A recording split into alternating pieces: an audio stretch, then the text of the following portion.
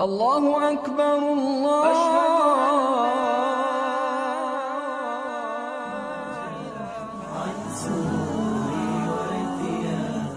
قلت نور حل ذاتي فاسألوني عن صلاتي طهرتني هذبتني من الله أكبر الله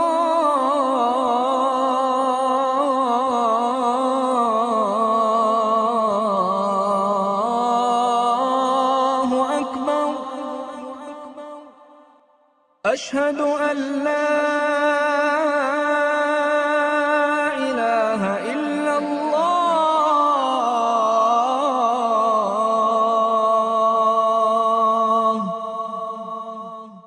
أشهد أن محمد. بسم الله الرحمن الرحيم وبه نستعين وصلى الله على نبينا محمد وعلى آله وصحبه أجمعين. رسول الله صلی الله علیه و سلم فرمودند صلوا کما رأیتمونی اصلی. همان گونه که من نماز میخوانم شما هم نماز بخوانید. اصحاب رسول الله صلی الله علیه و سلم حضرت ابو هریره، حضرت عایشه، انس ابن مالک رضی الله تعالی عنهم اجمعین و دیگر اصحاب بزرگوار رسول الله صلی الله علیه و سلم کیفیت نماز رسول الله صلی الله علیه و سلم را دقیقاً برای ما نقل کردند. بنده انشاءالله بر اساس احادیث و روایات صحیح کیفیت نماز رسول الله صلی الله علیه و سلم را خدمت شما عزیزان انشاءالله نمایش خواهم داد. مهمترین چیزی که در نماز وجود دارد آغاز نماز هست، آن نیت نماز. یعنی این که انسان قبل از این که بلند بشود برای نماز باید نیت قلبی داشته باشد. نیت یعنی تصمیم و اراده‌ای که در قلب شما وجود دارد. همین که شما بلند شدید، وضو گرفتید، سر مصلی ایستادید برای نماز خوندن، این نیت نماز شما هست. شما می‌دانید که وقت ظهر هست یا وقت عصر هست یا هر نماز دیگر، شما در آن وقت برخاستید که نماز بخوانید. همین برخاستن شما و همین مسجد رفتن شما این یعنی نیت نماز. تلفظ نیت با زبان لازم نیست و حتی بدعت هم هست و انسان نباید در این زمینه وسواس چندانی را داشته باشد. رسول الله صلی الله علیه و سلم در روایتی که حضرت ابو هریره رضی الله تعالی عنه روایت کردند در صحیح بخاری که معروف هست به حدیث مسیء الصلاة، رسول الله صلی الله علیه و سلم این گونه آموزش نماز دادند: اذا قمت الى الصلاة فکبر. وقتی که برخاستی برای نماز و خواستی نماز بخوانی تکبیر بگوی. و بنابر روایت حضرت علی رضی الله تعالی عنه تحریمها التکبیر، یعنی آغاز نماز، تحریمه نماز تکبیر هست. و حضرت عایشه رضی الله تعالی عنها نیز می‌فرمایند که رسول الله صلی الله علیه و سلم نمازشان را با تکبیر و قرائت را با الحمدلله رب العالمین آغاز می‌کردند. تکبیر تحریمه یعنی اولین تکبیری که بعد از آن اعمال دیگر بر ما حرام می شود. با گفتن الله اکبر خوردن، نوشیدن، راه رفتن، سخن گفتن، کارهای دیگر بر شما حرام می شود. همزمان با تکبیر ما باید دسته ها را بلند بکنیم. این تکبیر تحریمه هست. تکبیر یعنی الله اکبر.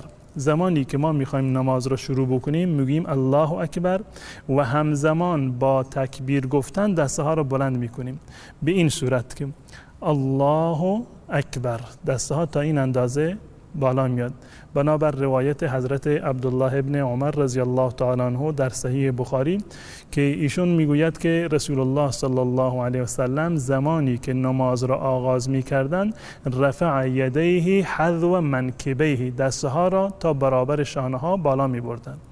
برخی از مردم در هنگام نماز و تکبیر تحریم دسته ها را بیش از اندازه بلند میکنند، مثلا به این اندازه الله اکبر، یا برخی از مردم به این گونه میگیرند الله اکبر، یا حتی مثلا پایین تر از این الله اکبر. تمام اینها اشتباه است.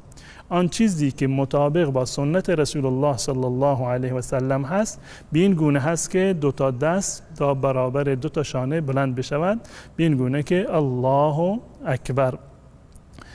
این تکبیر تحریمه هست و بعد از تکبیر تحریمه باید دسته ها را ببندیم. وقتی که تکبیر گفتیم الله اکبر، دسته ها بسته می شوند.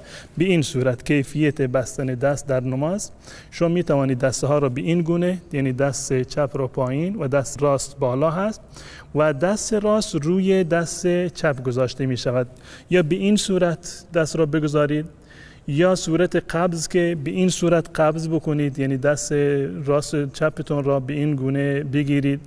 این کیفیت بستن دست هست. در موارد دیگر هم آمده از احادیث رسول الله صلی الله علیه وسلم گذاشتن دسته ها روی سینه به این صورت بالا باشند و از نظر فقها موارد دیگری هم هست گذاشتن دست بر روی ناف یا زیر ناف به این صورت که صحیح ترینشان و معتدل ترینشان همین مطلبی هست که بنده عرض کردم، یعنی به صورت حالت عادی دسته ها را به این گونه در روی سینه بگذارید. این اولین قدم هست، تکبیر گفتن و بعد از آن بستن دسته ها. و آن چیزی که مهم هست بعد از بستن دسته ها قرائت هست، خواندن اذکاری که در نماز باید بخوانیم. رسول الله صلی الله علیه و سلم نمازشان را با یکی از این اذکار شروع می کردند. بنابر روایتی که حضرت ابو سعید خدری رضی الله تعالی عنه روایت کرده، رسول الله صلی الله علیه و سلم در ابتدای نماز می گفتند که سبحانك اللهم و بحمدك و تبارک اسمك و تعالی جدك و لا اله غیرک. یعنی بعد از این که شما دسته ها را بستید به این صورت این دعا را می خوانید. غیر از این دعاهای دیگری هم هست که از رسول الله صلی الله علیه و سلم نقل شده. به طور مثال دعایی هست از حضرت ابو هریره رضی الله تعالی عنه نقل شده که ایشان میگوید من به رسول الله صلی الله علیه و سلم گفتم که یا رسول الله شما بعد از تکبیر و قبل از قرائت اندکی سکوت میفرمایید، در حالت سکوت شما چه دعایی را میخوانید؟ رسول الله صلی الله علیه و سلم فرمودند که من در حالت سکوت این دعا رو میخونم که اللهم باعد بینی و بین خطایای کما باعدت بین المشرق والمغرب. اللهم نقنی من الخطایا کما ينقى الثوب الابيض من الدنس. اللهم اغسل خطایای بالماء والثلج والبرد. این دعایی هست که از رسول الله صلی الله علیه و سلم نقل شده. هر کدام از این دو دعا را که شما خواندید هیچ گونه اشکالی ندارد و جایز هست و از سنت رسول الله صلی الله علیه و سلم ثابت هست. بعد از تکبیر گفتن و بستن دسته ها و خواندن این دعا زمان قرائت هست. قرائت را با اعوذ بالله من الشیطان الرجیم و بسم الله الرحمن الرحیم آغاز میکنید. یعنی اعوذ بالله من الشیطان الرجیم بسم الله الرحمن الرحیم و بعد از آن سوره فاتحه را میخوانید و بعد از فاتحه هر سوره ای را که بلد بودید از قرآن کریم میخوانید، چه یک سوره کوتاه باشد که تمام این سوره را بخوانید یا چند آیه باشند از هر کجای قرآن، هیچ گونه اشکالی در این زمینه وجود ندارد و جایز هست. منتها دقت بکنید که آیاتی را که میخوانید در نماز اعم از سوره فاتحه و قرائت دیگری را که میخوانید از آیات قرآن کریم که بعد از فاتحه میخوانید، تمام اینها به صورت شمرده و آرام اینها را بخوانید. با یک نفس و شتابان قرائت قرآن را در نماز انجام ندهید، بلکه به این صورت باشد. وقتی که دسته ها را بستید اعوذ بالله من الشیطان الرجیم بسم الله الرحمن الرحیم الحمد لله رب العالمین الرحمن الرحیم مالک یوم الدین إياك نعبد وإياك نستعين اهدنا الصراط المستقيم صراط الذين أنعمت عليهم غير المغضوب عليهم ولا الضالين آمین. این کیفیت قرائت در نماز هست. اما از این که این قرائت سوره فاتحه باشد یا سوره دیگری که شما میخوانید.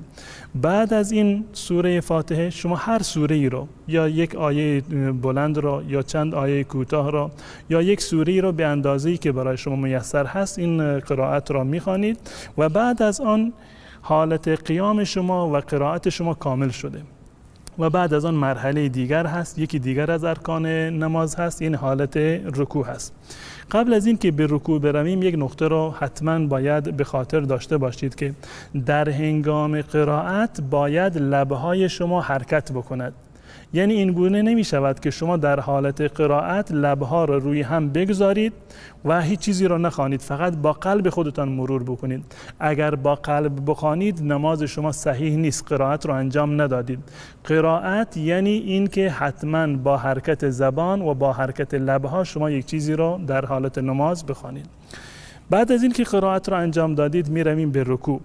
و در نماز 4 مورد ما داریم که به عنوان رفع یدین هستند، یعنی بلند کردن دسته ها به همان کیفیتی که قبلا نمایش دادم. بلند کردن دسته ها به این گونه که کف دست به طرف قبله باشد و به برابری و موازات شانه ها دسته ها بلند بشوند. حدیث حضرت عبدالله ابن عمر رضی الله تعالی عنه است در صحیح بخاری که رسول الله صلی الله علیه وسلم وقتی که نماز را آغاز می کردند یا وقتی که به رکوع می رفتند و وقتی که از رکوع برمی خواستند دسته ها را بلند می کردند و بلند کردن دست کیفیتش این است که به این اندازه بلند بکنند دست ها را. شما در حالت نماز قرائت را خوندید، فاتحه را خوندید و بعد از آن یک سوره را هم اضافه خواندید و الان می‌خواهید که به رکوع بروید. کیفیتش این است که قبل از این که به رکوع بروید دست‌ها را بلند بکنید که الله اکبر. بعد از این که تکبیر گفتید به رکوع می‌روید و در حالت رکوع کیفیت خود رکوع را باید مد نظر شما باشد و حالت و کیفیت رکوع این گونه هست، به گونه‌ای که رسول الله صلی الله علیه و سلم در حدیث حضرت ابو هریره و احادیث دیگر اومده که رسول الله صلی الله علیه و سلم فرمودند ثم ارکع حتی تطمئن راکعا. رکوع بکن به گونه‌ای که در حالت رکوع آرام بگیری. یا در روایت دیگری هست که رسول الله صلی الله علیه و سلم رو وقتی که نمازش رو نقل میکنن میگند که ثم حصر ظهره، کمر خودشان را رسول الله صلی الله علیه و سلم راست میکردن در هنگام رکوع. و در روایت ابو مسعود انصاری رضی الله تعالی عنه هست که لا تجزئ الصلاة رجل لا یقیم ظهره فی الرکوع و السجود. کسی که رکوع را به صورت کامل انجام نمیدهد نمازش درست نیست. و کیفیت رکوع رسول الله صلی الله علیه و سلم به این گونه بود که وقتی که به رکوع می رفتند دو دست خودشان را بنابر روایت حضرت ابو حمید ساعدی رضی الله تعالی عنه امکن یدیه من رکبتیه، به این گونه یعنی با دو دست خودش زانوهای خودش را کاملا می گرفتند به این صورت که الله اکبر. این حالت رکوع با دو دست زانوها را به این گونه می گرفتند، کمر کاملا راست باشد و سر نباید پایین باشد، یعنی سر به موازات کمر باید قرار بگیرد، نه زیاد پایین باشد و نه زیاد بالا باشد. هر دو این صورت ها اشتباه است. در حالت رکوع و در تمام حالات ها اذکار مشخصی ثابت شده از رسول الله صلی الله علیه و سلم که این باید سعی بکنید که این اذکار را در همان حالت مخصوص بخوانید. دعای رکوع در رکوع، دعای سجده در سجده، دعای در میان دو سجده یا بعد از رکوع در همون حالت خودش مشخص بشود. معروفترین دعا و ذکر رکوع سبحان ربی العظیم هست. حد اقلش یک مرتبه که شما گفتی سبحان ربی العظیم یعنی این که ذکر رکوع را شما انجام دادید و کامل ترین صورتش حداقل 3 مرتبه هست. یعنی 3 مرتبه که شما گفتی سبحان ربی العظیم یعنی این حداقل کمال هست که به صورت کامل شما اذکار رکوع را انجام دادید. غیر از این اذکار دیگری هم هست که رسول الله صلی الله علیه و سلم انجام میدادند و میخواندند، مانند سبوح قدوس رب الملائکه و الروح در حالت رکوع و در حالت سجده و همچنین در حالت رکوع و در حالت سجده رسول الله صلی الله علیه و سلم میفرمودند که سبحانك اللهم ربنا و بحمدک رب اغفر لی، سبحانك اللهم ربنا و بحمدک رب اغفر لی. این حالت رکوع هست. رکوع باید به این گونه باشد. قبل از این که میخواهید که از رکوع بعد از این که از رکوع خواستید بلند بشوید باز هم رفع یدین داریم. مثلا میگویید که سمع الله لمن حمده، دسته ها بلند میشود مثل همون حالت اول و تا برابری و به موازات شانه ها بلند می شود و دسته ها رو دوباره پایین می اندازید. میگه سمیع الله لمن حمده. وقتی که از رکوع بلند بشید الان ایستادید به صورت کامل. بعد از رکوع یک چیزی که خیلی مهم هست که حتما باید راست بایستید. کمر شما باید راست باشد بنابر روایت حضرت ابو حمید ساعدی رضی الله تعالی عنه و اذا رفع رأسه، زمانی که رسول الله صلی الله علیه و سلم سرشون رو از رکوع بلند می کردن و کاملا راست می ایستادند حتی یعود کل فقار مکانه، تا این که تمام ستون فقرات رسول الله صلی الله علیه و سلم به جای اصلیش برمیگشت، یعنی به صورت کامل و راست می ایستادند. بعد از این که راست می ایستادند رسول الله صلی الله علیه و سلم می گفتند ربنا ولک الحمد. بعد از سمیع الله لمن حمده که شما راست ایستادید در حالت قومه، یعنی بعد از رکوع و قبل سجده، این ذکر را میخوانید که ربنا ولک الحمد. یا از این اذکار اضافه بر این هم هست که ربنا لک الحمد حمدا کثیرا طیبا مبارکا فیه، یا اذکار دیگری که در این زمینه از رسول الله صلی الله علیه و سلم ثابت شده. حتما سعی بکنید که ربنا ولک الحمد یا اذکار دیگری که میخوانید در حالت قیام باشد. بسیاری از مردم عادت کردند وقتی که اذکار بعد از رکوع را میخوانند، در زمانی که در حال فرو رفتن هستند و میخواند که به سجده بروند، در این حالت این اذکار را میخوانند. این اشتباه است. زمانی که شما ایستادید راست، سمیع الله لمن حمده، ربنا ولک الحمد، و بعد از آن میروید به سجده. خب من الان از رکوع برخواستم، اذکار بعد از رکوع را خواندم، میخوام که سجده بروم. بین گونه است که الله اکبر، این حالت، این همراه با تکبیر گفتن من به سجده رفتم. و حالت سجده رو هم باید ما مد نظر داشته باشیم که حضرت عبدالله ابن عباس رضی الله تعالی عنه میگوید که رسول الله صلی الله علیه وسلم فرمودند امرت ان اسجد علی 7 اعظم، به من دستور داده شده که بر 7 عضو من باید سجده بکنم. الوجه که چهره هست، اهم از پیشانی و بینی، و 2 تا دست و 2 تا زانو به اضافه انگشتان پا. اینها حتما باید در هنگام نماز و در هنگام سجده باید روی زمین قرار بگیرند. هر کدام که از اینها که از زمین کاملا برخاستند و در واقع متصل به زمین نبودند، این اشکال در نماز ایجاد می شود. اگر به صورت کامل در تمام حالت سجود پاهای شما مثلا از زمین بلند بود، نماز شما درست نیست. کیفیت سجده به این گونه هست که رسول الله صلی الله علیه وسلم در هنگام سجده دسته ها را به این گونه میگذاشتن روی زمین. در حالت سجده دسته ها باید به طرف قبله باشد، دسته ها کاملا به طرف قبله، و رسول الله صلی الله علیه وسلم به این گونه سجده میکردند. در حالت سجده کیفیت گذاشتن دسته ها دقیقاً مانند همان حالتی هست که در حالت تکبیر تحریمه بود. در حالت تکبیر من عرض کردم که رسول الله صلی الله علیه وسلم دسته ها را تا این اندازه بلند می کردن. در هنگام سجده دسته ها را به گونه‌ای بگذارید که به موازات شانه های شما قرار بگیرند، یعنی به این صورت انگشتان به طرف قبله هستند و سر شما در وسط قرار دارد و به موازات شانه هایتون به این گونه هستند. در حالت سجده معروف ترین ذکرش سبحان ربی الاعلی هست، حداقلش 1 مرتبه، و کامل شدنش و کمال اذکار همون 3 مرتبه هست که سبحان ربی الاعلی. غیر از این سبوح قدوس رب الملائکه و الروح هم وارد شده از رسول الله صلی الله علیه وسلم. سبحانك اللهم ربنا و بحمدک رب اغفر لی، اینم از رسول الله صلی الله علیه وسلم ثابت شده.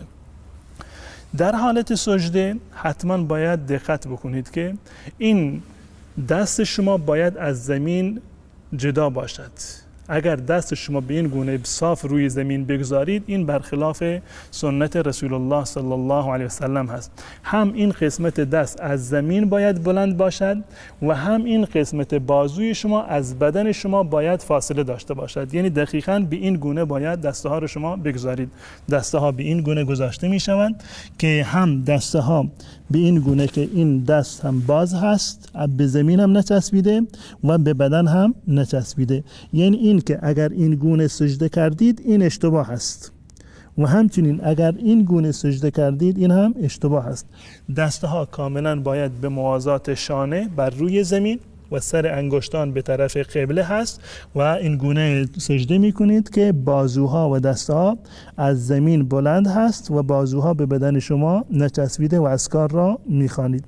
بعد از این که اذکار را تمام کردید تکبیر میگید که الله اکبر. الان این جلسه هست، یعنی نشستن در میان دو تا سجده. در میان دو تا سجده اذکاری هم وجود دارد، از رسول الله صلی الله علیه وسلم نقل شده که معمولا بسیاری از مردم این اذکار را فراموش میکنند و نمیخونند و فراموش کردن این اذکار باعث می شود که در نماز ما، در خشوع ما و خضوع ما و در ثواب و تأثیر نماز ما متاسفانه اشکالی به وجود بیاد و تأثیر نماز کم بشود. رسول الله صلی الله علیه وسلم در میان دو سجده همیشه این دعا را می خوندند که رب اغفر لی رب اغفر لی. حداقل این رو به هر اندازه که بخواهید می توانید تکرار بکنید. و نقطه دیگری که در نماز رسول الله صلی الله علیه وسلم جلب توجه میکرد این بود که غیر از قیام و غیر از حالت التحیات تمام بخشه های نماز رسول الله صلی الله علیه وسلم مساوی بود. یعنی رسول الله صلی الله علیه وسلم به همان اندازه‌ای که در حالت رکوع صبر می‌کردند، بعد از رکوع به همان اندازه صبر می‌کردند. به همان اندازه‌ای که در سجده وقت را می‌گذراندند، بعد از سجده در میان دو سجده به همین اندازه می‌نشستند، به اندازه‌ای که حضرت انس رضی الله تعالی عنه میگوید که وقتی که رسول الله صلی الله علیه وسلم از رکوع برمیخواست یا از سجده اولی برمیخواست، ما گمان می‌کردیم که رسول الله صلی الله علیه وسلم نماز را فراموش کردند. یعنی از بس که می نشستند و طول می کشید ما فکر می کردیم که شاید رسول الله صلی الله علیه وسلم فراموش کردند که در حالت نماز هستند. در هنگام وسط دو سجده یا در هنگام التحیات دستها به این صورت به صورت عادی گذاشته می شوند. لازم نیست که حتما دستها رو انگشتان رو جمع بکنید یا این گونه که به صورت کلی انگشتان رو باز بکنید. خب به صورت عادی این انگشتان رو بر روی دستها رو بر روی پاها میگذارید و انگشتانش به صورت عادی در واقع قرار میگیرند. این سجده اول هست و بعد از آن دوباره تکبیر میگید و به سجده دوم میروید به این گونه الله اکبر با همان کیفیتی که من قبلا برای شما بیان کردم. بعد از این بلند میشوید و به رکعت دوم. در مورد بلند شدن به رفتن به رکعت دوم از رسول الله صلی الله علیه وسلم کیفیت دیگری هم نقل شده که معروف هست به جلسه استراحت. یعنی به این گونه هست که رسول الله صلی الله علیه وسلم زمانی که از سجده بلند می شدند یک مقدار می نشستند و بعد از آن دوباره بلند می شدند. بسیاری از فقها نظرشون این است که در صورتی که شما نیاز داشته باشید به این استراحت رو انجام بدهید. اگر کسی این استراحت رو انجام نداد باز هم هیچ گونه اشکالی ندارد. به این گونه وقتی که از سجده بلند شدید میگید الله اکبر به این گونه و دوباره بلند می شوید به رکعت دوم. این کیفیت بلند شدن هست. و یا صورت دیگری هست که عموما مردم این گونه بلند میشوند، رفتن به سجده و برخاستن به از سجده. همون صورت اولی که من به سجده رفتن به این گونه هست، یعنی اول زانوها و بعد دستها را میگذارید. این کیفیت اول هست که من خدمت شما بیان کردم. به این صورت سجده را انجام میدهید و وقتی که از سجده برخاستید به همون انداز با همون ترتیبی که دستها را گذاشتید و پاها را گذاشتید به همون ترتیب برمیخیزید، یعنی به این کیفیت. و کیفیت دوم هم این بود که من خدمت شما عرض کردم که در آن جلسه استراحت بود. بعد از آن که بلند بشدید به رکعت دوم به این گونه هست. در رکعت دوم دعای استفتاح وجود ندارد. بلند شدید، دستها را میبندید و قرائت را شروع میکنید با بسم الله الرحمن الرحیم. اعوذ بالله گفتنش هم لازم نیست. بسم الله الرحمن الرحیم الحمد لله رب العالمین تا آخر میخونید و بعد از سوره فاتحه یک سوره دیگر را میخونید و دوباره میروید به رکوع. دقیقاً به همون کیفیتی که من قبلا خدمت شما عرض کردم. به این کیفیت مثلا به رکوع میروید، بعد از تکبیر گفتن و بلند کردن دستها به رکوع میروید و از رکوع که برخاستی سمع الله لمن حمده ربنا ولک الحمد و بعد از آن دوباره به سجده می روید و سجده رو انجام می دهید با همون کیفیتی که قبلا خدمت شما بیان کردم. بعد از سجده می نشینید. این رکعت دوم شما هست، یعنی اولین التحیاتی که شما در نماز می خوانید. در التحیات یعنی بعد از دو سجده‌ای که شما انجام دادید می نشینید در حالت التحیات یا همون قعده اولی.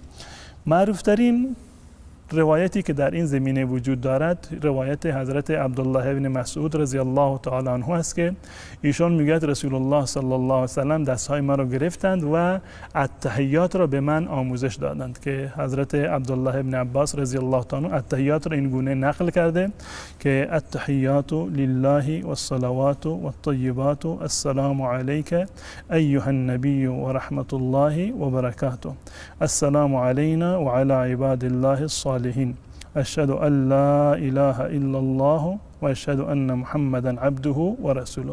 این التحیات هست. التحیات را به این گونه میخوانید و بعد از التحیات درود میفرستید بر رسول الله صلی الله علیه و سلم. معروف ترین الفاظ درود این است که اللهم صل علی محمد و علی آل محمد کما صلیت علی آل ابراهیم انک حمید مجید اللهم بارك على محمد وعلى آل محمد كما باركت على آل ابراهیم انك حمید مجید.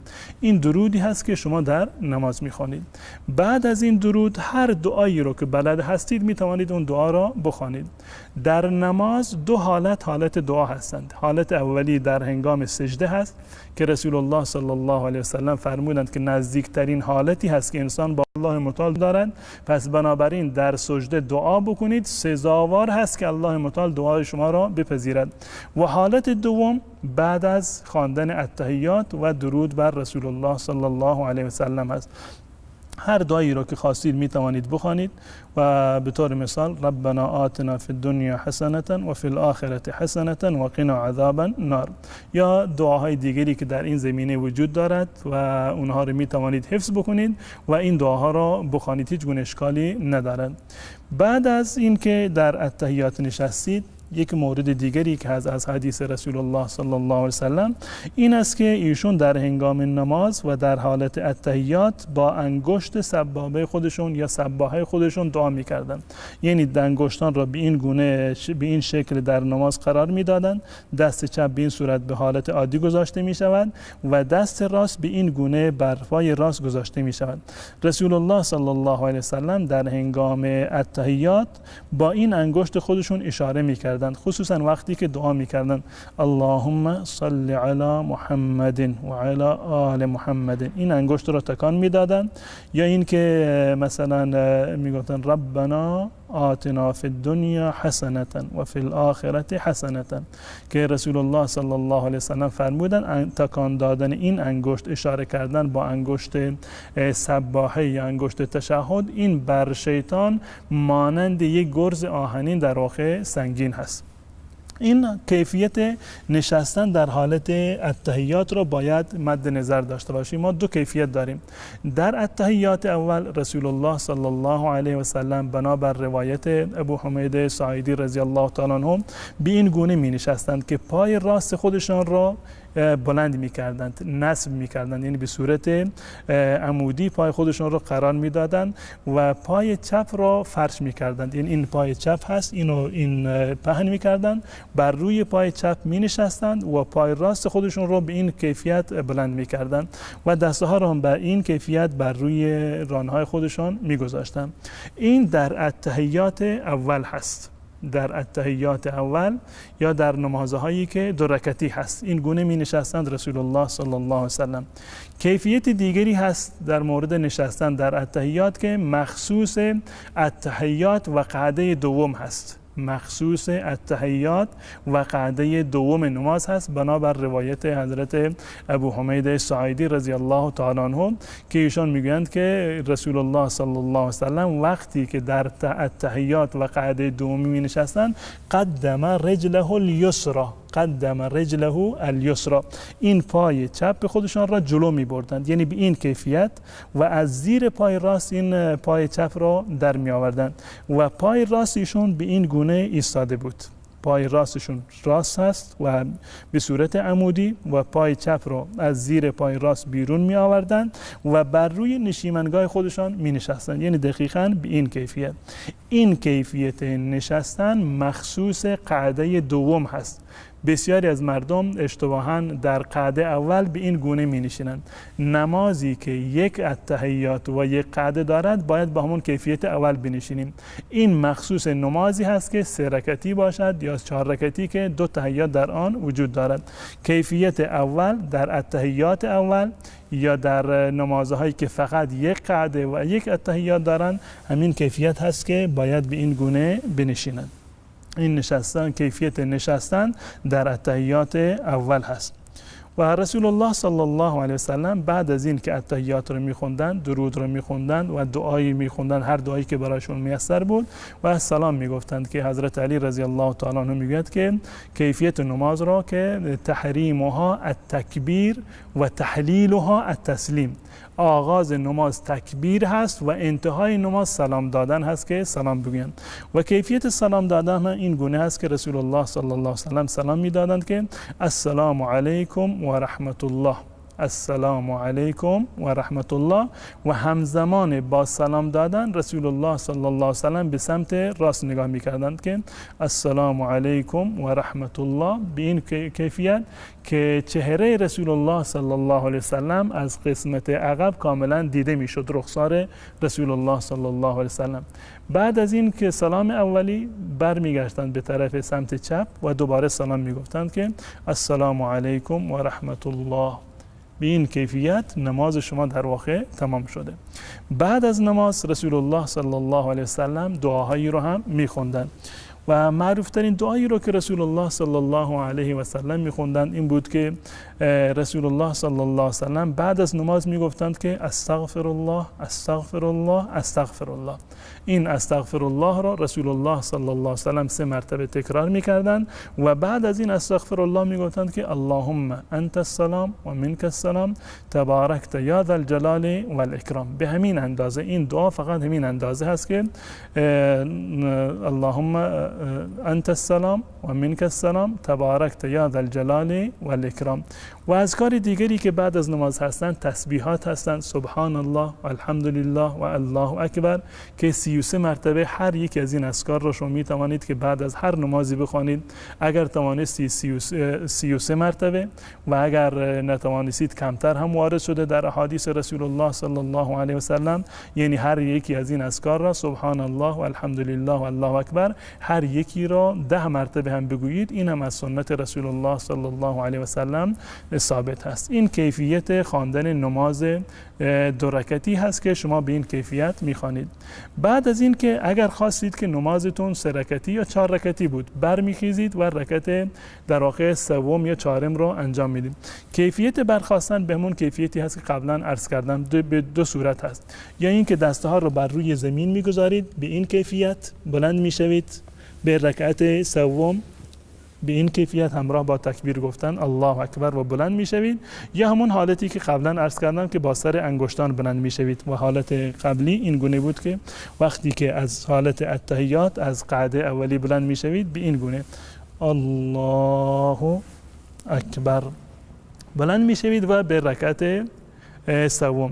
بعد از این که بلند شدید در اینجا هم رفع یدین هست، بنابر حدیث حضرت عبدالله ابن عمر رضی الله تعالی عنه وقتی که از التحیات اول و قعده اولی برمیخواستند تکبیر میگفتند که الله اکبر و دسته ها را به این اندازه در واقع بلند میکردند. عرض کردم که در نماز 4 جا وجود داره که به عنوان رفع یدین هستند. صورت اولش و حالت اولش در هنگام تکبیر تحریمه هست در آغاز نماز، و 3 جای دیگرش هنگام رفتن به رکوع و هنگام برخاستن از رکوع و هنگام برخاستن از قعده و از تحیات اولی. این توضیح را هم خدمت شما بدهم که این مطلبی که من عرض کردم بر اساس احادیث صحیح رسول الله صلی الله علیه و سلم و نظریه جمهور فقهای اهل سنت و جماعت است. در مذهب امام ابو حنیفه رحمت الله علیه فقط در ابتدای نماز دسته ها را بلند میکنید، یعنی وقتی که تکبیر تحریم کریمه رو گفتید میگید الله اکبر، دسته ها رو بلند میکنید و بعد از آن دسته ها رو میبندید. هنگامی که به رکوع رفتید یا از رکوع برخاستید یا از التحیات اولی برخاستید، در مذهب امام ابو حنیفه رحمت الله علیه در واقع اینها جز سنت های نماز شمرده نمیشوند. این کیفیت نماز رسول الله صلی الله علیه و سلم هست. امیدوارم که انشالله الله متعال به ما توفیق بدهد که نماز را همان گونه که رسول الله صلی الله علیه و سلم می‌خواندند انشالله ما هم نماز بخوانیم. و السلام علیکم و رحمت الله و برکاته. الله اکبر الله